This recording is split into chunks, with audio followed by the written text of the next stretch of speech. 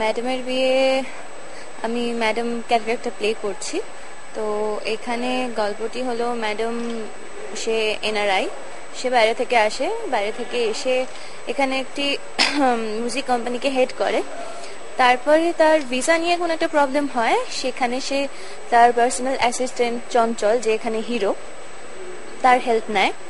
তার হেল্প নিয়ে সে সেই তার স্বপ্নটাকে পূরণ করার জন্যই সে ওই হেল্পটার মাধ্যমেই চঞ্চলের গ্রামের বাড়িতে যায় এবং সেখানে গিয়ে অনেক রকম ঘটনা ঘটে, অনেক চড়াই উতরাই হয় তার জীবনে।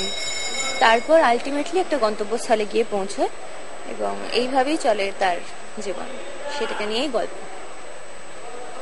বাংলাদেশের দর্শকদের সম্বন্ধে বলবো যে আপনারা খুব ভালো থাকুন। বাংলাদেশ মানে আমাদের প্রতিবেশী দেশ, প্রতিবেশী দেশ মানে আমাদের দেশ, প্রতিবেশীদের আর তো নিজেদেরই হয়।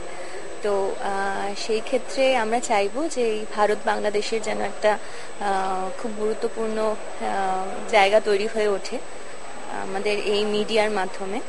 আমরা যেভাবে বলিউড, টলিউড, স্পোর্টস সব মিলিয়ে একটা সম্পর্ক তৈরি করার চেষ্টা করেছি অতীতে, বর্তমানেও করছি, আগামীকালেও করব। সেইভাবে আপনারাও কোঅপারেট করুন, ভালো থাকবেন। আর আমার তো ইচ্ছে আছেই বাংলাদেশে গিয়ে কাজ করার। আমার নিজের থিয়েটার গ্রুপ আছে, আমি সেখানে খুব চাইবো যে বাংলাদেশে গিয়ে যাতে আমি থিয়েটার করতে পারি এবং আপনারা যদি সুযোগ দেন তবেই পারবো, তাছাড়া সম্ভব না। তো আপনারা সাথে থাকলেই সব সম্ভব। বাংলাদেশকে নিউ ইয়ারের অনেক অনেক শুভেচ্ছা, শুভ নববর্ষ। আপনাদের বছর খুব ভালো কাটুক, খুব ভালো থাকুন আপনারা এবং নতুন করে নতুন বছর কাটান। অনেক অনেক শুভেচ্ছা, ভালোবাসা।